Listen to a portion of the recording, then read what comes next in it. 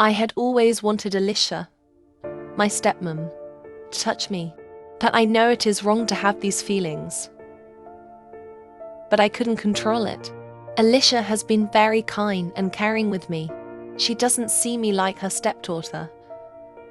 But I felt a deeper connection, as if I'm more than that to her. As days turned into weeks, Alicia would always make an excuse to have a conversation with me.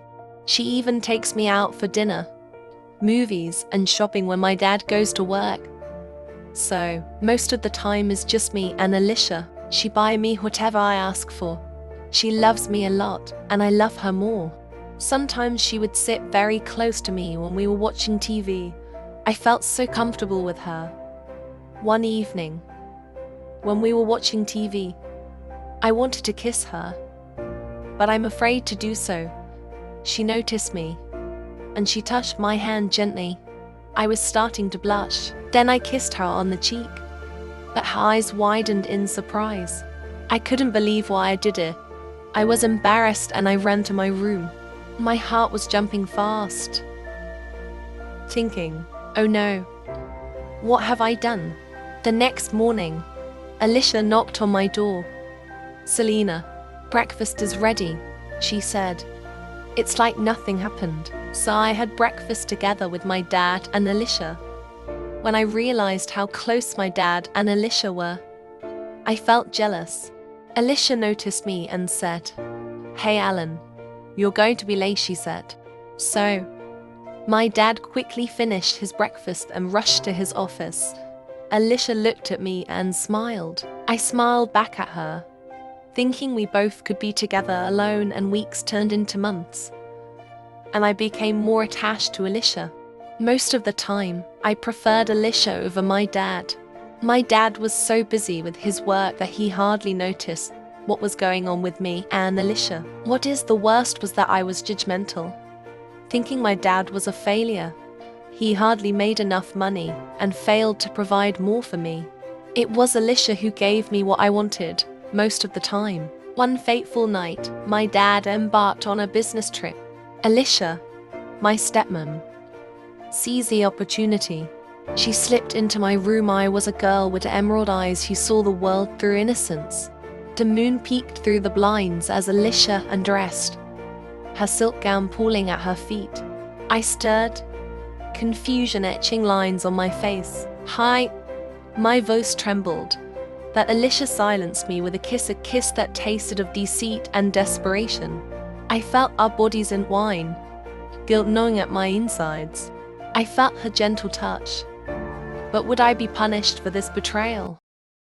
Then, the door swung open, and my dad stood there, a silhouette framed by lightning. His eyes widened, disbelief etching lines on his weathered face. Alicia and I lay exposed, our love twisted into something grotesque. And my dad's rage erupted. He roared, his voice shattering the fragile peace. Without a word, he turned and fled, leaving both of us tangled in shame. The house echoed with silence, the silence of shattered trust, broken vows, and a family torn apart. Alicia wept, knowing she could never undo what she'd done. I wept, my innocence forever stolen. I was heartbroken to see my dad was so angry and disappointed that night. I felt the sense of guilt inside me. From that moment, my dad never talked to me again. Alicia and my dad divorced. Alicia and I started a relationship, and we slept together more frequently. But every day, I just couldn't live without my dad. I missed him more and more. I carried this guilt with me for years. So I broke up with Alicia. I didn't want anything to do with her for some time because it was so wrong.